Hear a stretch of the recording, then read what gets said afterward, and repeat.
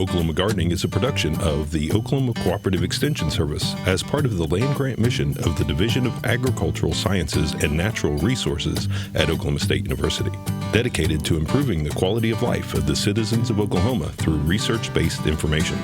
Underwriting assistance for our program is provided by the Oklahoma Department of Agriculture, Food, and Forestry, helping to keep Oklahoma green and growing. Today on Oklahoma Gardening, host Casey Hentges is in the rock garden with a great plant for a dry spot. We do a double take on the new Oklahoma proven shrub. Turfgrass specialist Dennis Martin has some great turf tips for April. We get a primer on all things hummingbird, and Barbara Brown cooks potatoes and turnips.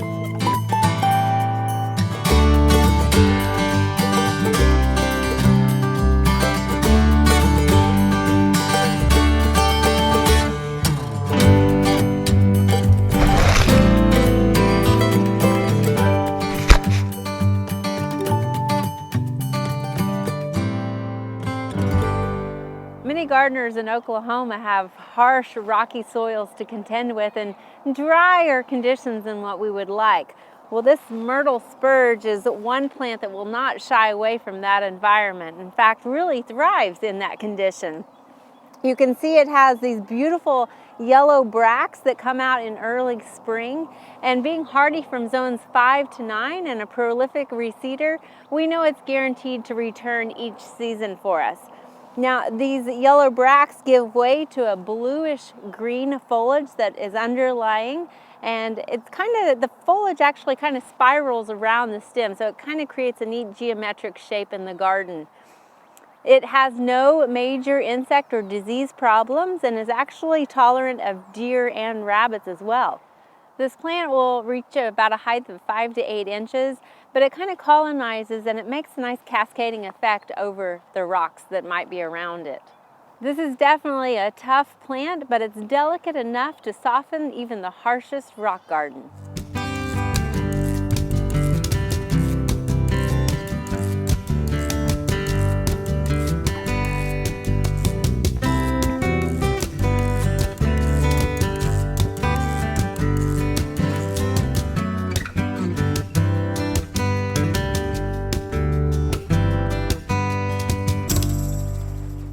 Quince is another great early spring flowering shrub, and because it's an early spring flowering shrub, we know the best time to prune it is after it flowers. So you can see it's got flowers on it right now, so after these start fading, that's when we'll go ahead and take it back to a little bit to manage the size.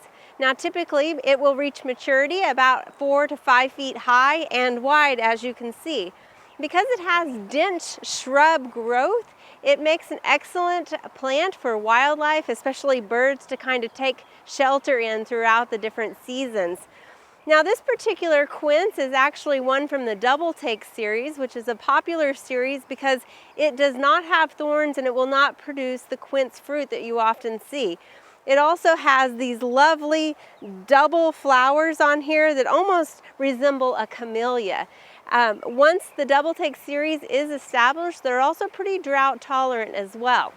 Flowering quince come in a variety of colors, including the scarlet that you see here, but they also come in orange, peach, and a pink color. They tolerate most soils, but actually prefer a well-drained soil. And of course, they need full sun, but can be pushed a little bit into the shade. Flowering quince are hardy from zones 5 to 9 and make a great shrub to add to your landscape.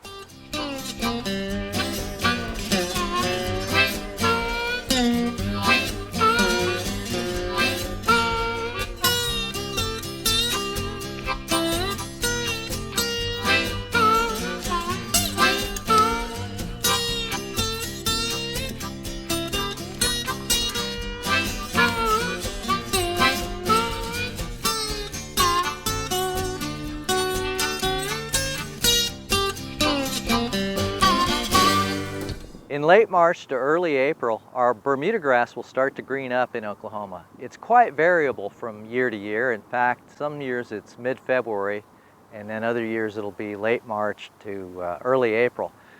Now, many people vary in their desire to have a weed-free lawn. Some folks want absolute weed-free characteristics in their Bermuda grass, while other folks will not mind at all a bunch of winter annual plants out there in their Bermuda grass. So whatever is your cup of tea is fine with us. But if you are trying to achieve a weed-free lawn and you don't like winter annual weeds in that lawn, it's very important for you to have proper timing of your herbicides.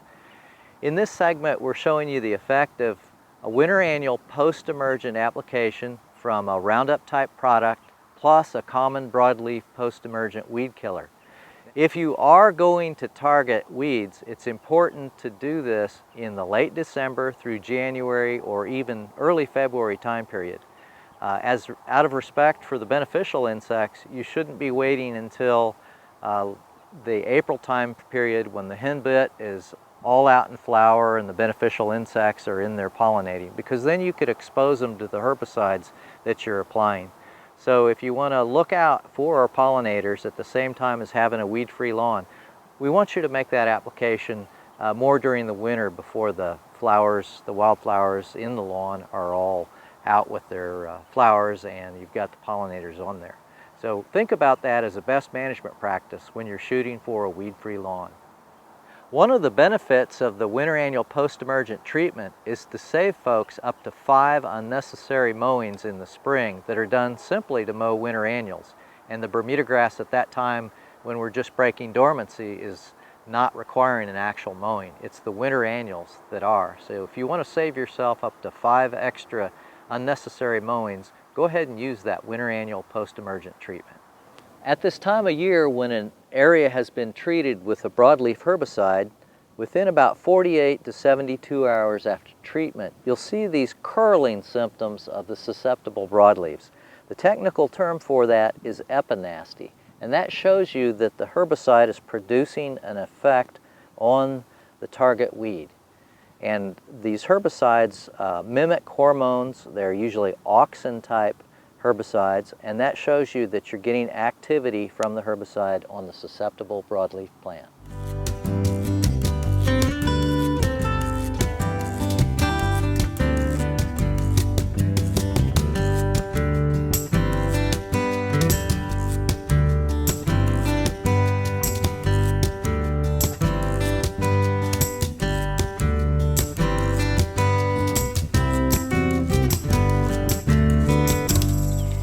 Joined by Dr. Tim O'Connell, who is an associate professor with the Natural Resource Ecology and Management Department. And Dr. O'Connell, today we're talking about hummingbirds, because they're going to be showing up at our door pretty soon, right? Any minute. All right, so what do we need to know? If we have, okay, first of all, I'm going to start out like that person that maybe left out their hummingbird feeder that's not clean. I know someone like that. what do we need to do to clean them? Well, here's a dirty hummingbird feeder. Here's one that I left out. Okay. How's that? That makes me feel better. Yeah. So the first thing I do with my hummingbird feeders in the spring before I put them back out is I'm going to clean them very well. And what I do is I'll just let them soak in bleach for a while, sort of a bleach water solution. And then once they're really sort of sanitized, I'll scrub them clean and rinse them out. Sometimes I can even run them through the dishwasher. Okay. So you just want to make sure they're nice and clean and dry before you put them out. And all the little pieces, as much as you can. All little pieces too, yeah. So these little pieces usually come off, and you want to make sure that any of this black gunk that's in there, that's mold, and that's a real site for just the mold, but also for bacteria to collect, and you don't want that. Okay. You're not luring hummingbirds in to get them sick, Exactly. So you want nice, clean stuff. So we've got a couple of different hummingbird feeders. Yeah, there are lots of different designs. If we're out to buy one, what should we be looking for? Or are there preferences from the birds, or? Well, so there are a number of things that I think about just from years and years of feeding hummingbirds. One thing is that hummingbirds are really aggressive with each other. So if you've got one of those feeders with lots of different ports on it, oftentimes you're not gonna have more than one, because as soon as one starts feeding, another one's gonna come in and stab them, right? So you're better off with something like this, I usually think, which are small, cheap, they're not gonna break if they fall, and I usually just get 4 or 5 of these and just hang them around my yard, spaced away from each other, so a hummingbird can feed at one without attacking. So they each kind of have their own little They have their feeding own, part. yeah, so they're like that. But there are lots of different designs and other things people will think about. So here's a typical design that you might find at a local place. I'm not going to endorse any particular brand, but I'll talk about features. So this has multiple ports, which is fine. It's got a nice big bowl where a lot of that nectar will sit. But the thing that someone might like is it's very attractive, right? So you want pretty things hanging in your backyard, and this would do that. But this does have a couple of shortcomings. Okay. So one is that the glass part here, this very easily screws out. But of course it's got a fairly narrow opening. So you're going to need a funnel to fill it, for one. And it's going to be tough to clean if it does get dirty. Right. So even the best bottle brushers have a tough time getting in all those nooks and crannies. And then the last thing about it, it's got this handy hanging thing here, which is great. But to get it to sit flat, you would need to take that off. So if you were working at, on your countertop and you wanted it to sit flat, that really wouldn't So you're work. going to have to hold that, hold the funnel, and then pour at the same time. It's not the worst problem in the world, but it's, if you can avoid a problem like that, why not do it? Now, this is a popular one that you see a lot. There are a number of things I like about this particular design, and it's good that we're talking about this because they're kind of subtle. You don't know when you're a consumer, they're just trying to, here's a pretty one, buy this. But this has a couple of cool things. Multiple ports, which is fine, but it's also got this top that screws off and a nice flat top that way. So when you're filling it, it would be able to stand on its own. Yeah. And it did, yes. Definitely. The other thing is this one has a pretty nice wide mouth. So you don't necessarily need a funnel to fill it, and it'll also be a lot easier to keep it clean. Okay. So those are things I'd recommend for people who want to feed hummingbirds to be paying attention to. Not just how pretty it is, but how easy would it be to work with it. And they don't necessarily need a perch, or they do? I mean, I've seen hummingbirds usually just kind of fly there, hover there. They certainly don't need a perch. That's the point of hummingbirds, right? But they'll take it if there is one. Okay. So if there's no perch, that's not a big deal. But if there is one, okay. Okay. Yeah. And all of these things come out, and I believe there's even replacements for those if you those are that sort of stuff. So. Yes, yeah, you can find those replacements, but if you're cleaning it, you want to make sure those are clean too, not just the main receptacle, but everything that's touching nectar is going to be a sugary substance out in the sun in Oklahoma. It's not going to last that long. And so that leads me to, what do we put into these? What is the formula? I've heard 4 to 1 is the ratio I've always used. 4 parts water to 1 part sugar. That'll work. Okay, that's perfect. Work. Yeah, and that's what you'll find in most sources if you're looking up information on how to make hummingbird nectar. Okay. Is that 4 to 1 ratio. Okay. And then to boil it. I don't do that usually. I don't do that.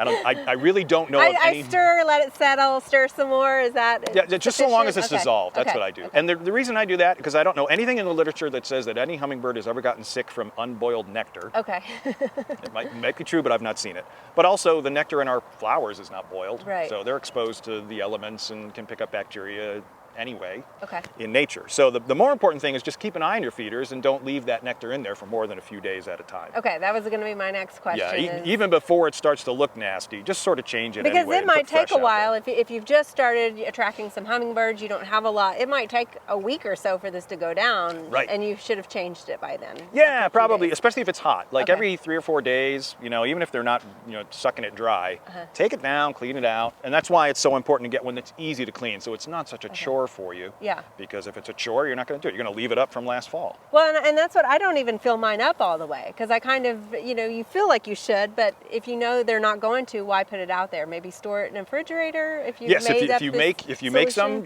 extra, you can keep it in the fridge, and I'm not exactly sure how long it should stay in the fridge, but I'll leave mine in there for maybe 2 or 3 weeks as long as I've made it fresh and I know it's been nice and cold. But another thing, I'm not a good measurer. Okay. Right? So I'm not a baker. So for that person that just in your life who loves hummingbirds but doesn't like to measure stuff, here's sort of what I do. What do you do? I'll take the receptacle, the main receptacle, and I'll fill it about halfway with water. Okay. And then I'll pour that into another cup or measuring device, something like that. Then I'll just start adding sugar. Oh, okay. And dissolving it, right? And I'll add sugar that keeps dissolving. And then when it starts to look like the sugar's not dissolving that well, then it's starting to get sweet enough. Okay, all right. And then I'll just taste it. And if it tastes sweeter than something you're going to want to drink, perfect. Okay.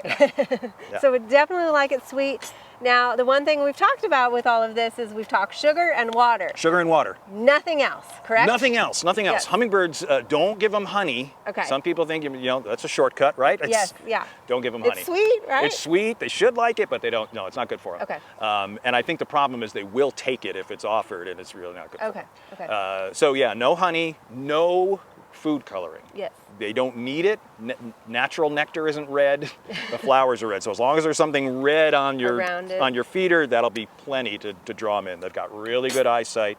and they could see, they can see where the feeders are set up. They don't need it to be red. All right. So no red food coloring, that's just dye that's going through their bodies, and if they get too much of it, that could really be bad for them. I do know some examples of sick hummingbirds from too much red dye. Okay, Yeah. all right, that's good to know. We don't want to harm them, definitely. No, in this why would you want to do process. that? So they're coming mid-April through October, is that correct? Yeah, so here we are filming on this beautiful day in late March. It's almost April, and I just heard this morning that scissor-tailed flycatchers were back here in Payne County, so the first few were seen. So, I mean, this weekend, the hummingbirds will be back. Okay. Yeah, so I'm going to predict that this year they're going to make it here by April 1st. So let's get those hummingbird feeders out if they're not out already. Yeah, if they're not already, it's not too early. Okay. So if you want to put them out, put them out. And if it takes a while for something to come in and visit your feeder, that's fine. And we typically have the ruby red-throated ruby-throated hummingbird. Ruby-throated hummingbird. Yep. So that's the one hummingbird that nests over almost the eastern 2/3 of North America. Okay. It's in the western U.S. that you get a lot of different species. And of course, Oklahoma is really cool because we're sort of that dividing line between east and west. And as you go into western Oklahoma, you pick up another species. It's very similar to ruby-throated, but it's different. Okay. It's called black-chinned. Black-chinned. Not ruby-throated, but black-chinned. Black-chinned, okay. And there's even like a really narrow zone of hybridization here in just west of us.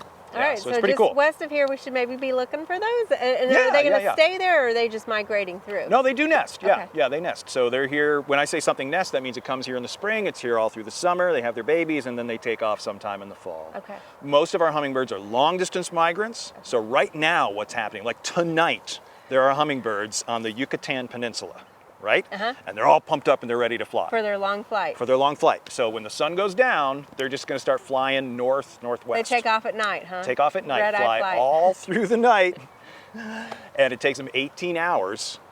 And in 18 hours later, if they haven't hit a storm system or something like that, they'll make it to the Gulf Coast. And they usually will first put down maybe 10 miles inland from the coast itself. And they're exhausted, right, from that long flight. But that's what they do. And it's amazing when you think this little thing is flying across the Gulf of Mexico. And they can't glide, They can't just like set their wings and rest. They're doing that crazy fast flapping the whole time. Wow. So there really are amazing physiological feats for these little creatures that are right in our they're backyards. hungry when they get here. And They're hungry all the time. Yeah. You're a hummingbird, you're hungry all the time. Now you mentioned though they don't just eat nectar, which is what we're providing here. They actually eat some protein too. They do, and their main hummingbirds eat a lot of insects and other invertebrates, and they're really good at eating little soft-bodied spiders, Okay. and some like gnats and things like that. So they don't have a big bill for handling a beetle or something like that, but little small things they can pick, and they actually take a lot more of that than people generally appreciate. Okay. So even if you aren't feeding your hummingbirds, if you have to travel or something like that, Right. and your feeder goes dry, or you take them down, that's okay. The hummingbirds aren't going to starve. They know how to find food. And maybe some tubular plants also to put in your landscape. That's the best thing. What they're attracted to is the long tubular for their beak to go into. Yep, that's what they like the best. So they'll take nectar from almost anything. I mean, they're taking them from this, Right. But the kind of flowers they're taking them from that they really prefer and seek out would be long tubular things like trumpet creeper would be a great one. Salvias. Salvias would be a good one. So especially anything orange or red and tubular, they love. Okay, all Yeah. right. Well, hopefully orange, right? Hopefully orange, yeah. Excellent. Well, Dr. O'Connell, thank you so much for joining us Oh, and you're welcome. giving us Thanks all for this having me. great information. I can't wait to see my hummingbirds. Are you excited? I am very excited, I'm yes. so excited.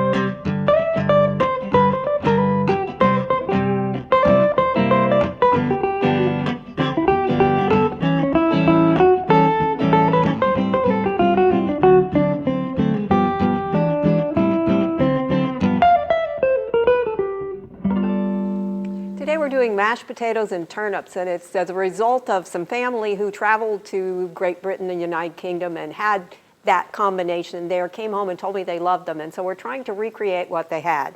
So I've got turnips, which are, the smaller ones that you use are going to be less bitter.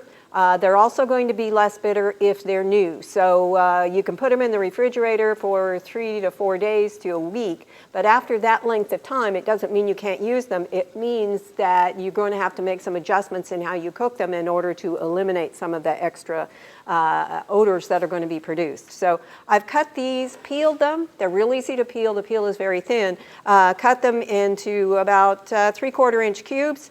And we're going to just put them into some boiling water, and they're going to cook for about 15 minutes. Now I'm putting them in now. The potatoes will go in later because these take longer to cook. And if you put them in at the same time and cook them for the same length of time, these are either not going to be done or the potatoes are going to be too mushy. So we're going to give these about 15 minutes, then we'll put the potatoes in, give them 10 to 15 minutes, and then we'll proceed from there. The turnips have gone for about 15 minutes, so we're going to add the potatoes. Now I've cut them in a little bit smaller cube. Make sure you use a russet potato or another kind of potato like a golden potato that you would possibly be able to use for mashing. If you use a red potato, you're just going to end up with lumpy, a mixture here rather than a smooth one like you probably are going to want. So these are going to go in and cook a little bit less time, probably another 10 to 15 minutes than the other. Now the interesting thing about this combination is that the turnips were the common vegetable in Northern Europe until the potato arrived. And then the potatoes were easy to grow. They had a better flavor. They were better nutrition-wise. And so the potato kind of took over the place that the turnips and the rutabagas had had. And those became more popular as animal feed until about 2008, the popularity of the turnip actually started to increase. Up until that point, it was described as the most unpopular vegetable everywhere. But the popularity started to increase in Great Britain around 2008, and they tied that back to problems with the economy, that the turnips were cheaper than the potato at that point, and so people were switching over. Okay, these are ready to go. So the next steps are really quite simple. I'm going to drain this off. Because we don't need all that water. If you're a really creative person, you can save some of that water and make soup or stew with it. I'm going to drain it off. It's going down the drain for me today. We want to make sure, just like when you're doing potatoes, that you want it to be fairly dry. So drain it as well as you can. And then put it back over the heat just briefly. Keep a close eye on this, however, because it can scorch and you've protected it all this time. You don't want it to go too far now.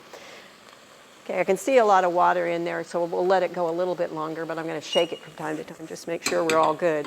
The turnips are a good choice. They develop a lot of flavor. I mentioned earlier that over time, if they're in your refrigerator too long, they'll develop a stronger and stronger flavor. It's actually bitterness that they're developing. And so if you're at that point, rather than throw that turnip away as long as it's not soft, once it becomes soft, then you do want to throw it out. But what you can do with a turnip at that point is put it in the pan with a lot of extra water and then take the lid off it from time to time if you're cooking it with a lid, and that will let some of those bitter, volatile flavors escape. It's the same thing that you can do with broccoli or other members of this family, because this is also part of the cabbage family. Okay, I'm going to add to this about a half a teaspoon of kosher salt. I'm going to start on the low end. We can always add more, but we can't take it out. I've got 2 tablespoons of butter that I've added to it, and I'm going to add about a half a teaspoon of black pepper. Again, this is the things that you can do to fit your own family. And then I'm going to use the family heirloom potato masher. Every family has some tool that they all use, and this is mine. It works better than anything else I've tried. And just go ahead and mash them. You want to be careful, just like with regular potatoes, that you don't put them in a blender because you're going to end up with glue. A mixer may work, but again, you've got to watch that real closely to make sure that it doesn't get too soft. We're not going to add any milk to it. The turnips and the potatoes have enough liquid in them that you really don't need to do that. And mash them as finely as you like. I like them a little bit chunkier. I don't like them totally smoothed off. And then these are just going to go into a serving bowl for now. But this would be enough to serve at least 4 people. It's a little bit lighter than you would find a regular mashed potato.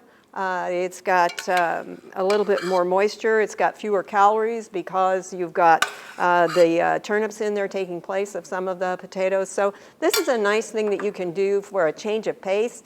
It's got a little bit different flavor than a regular mashed potato would have. I'm just putting a little bit of green on it for color. Otherwise, this is ready to go. Bring out the roast beef and the carrots, and you're set for a meal. This is mashed potatoes and turnips for Oklahoma Gardening. I'm Barbara Brown.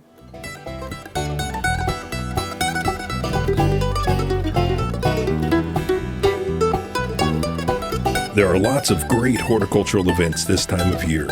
Be sure and consider these activities when you're making your plans for the weeks ahead.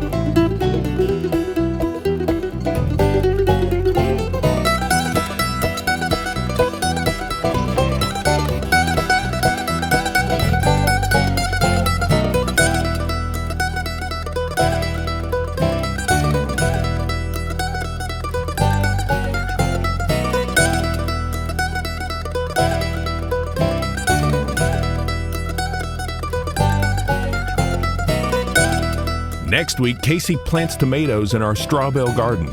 We look at another group of beautiful Oklahoma-proven plants. And there'll be orchids, orchids, orchids as we tour the extensive orchid collection of our friend Doug Needham. We hope you join us then for more TV You'll Grow to Love. To find out more information about show topics, as well as recipes, videos, articles, fact sheets, and other resources, including a directory of local extension offices, be sure and visit our website, oklahomagardening.okstate.edu. And we always have great information, answers to questions, photos, and gardening discussions on your favorite social media as well. Join in on Facebook, Twitter, and Instagram. You can find this entire show and other recent shows, as well as individual segments on our Oklahoma Gardening YouTube channel. And tune in to our OK Gardening Classics YouTube channel to watch segments from previous hosts. Oklahoma Gardening is produced by the Oklahoma Cooperative Extension Service as part of the Division of Agricultural Sciences and Natural Resources at Oklahoma State University. The Botanic Garden at OSU is home to our studio gardens, and we encourage you to come visit this beautiful Stillwater jewel. We would like to thank our generous underwriter, the Oklahoma Department of Agriculture, Food, and Forestry. Additional support is also provided by Pond Pro Shop, Greenleaf Nursery and the Garden Debut Plants, the Oklahoma Horticultural Society, and the Tulsa Garden Club.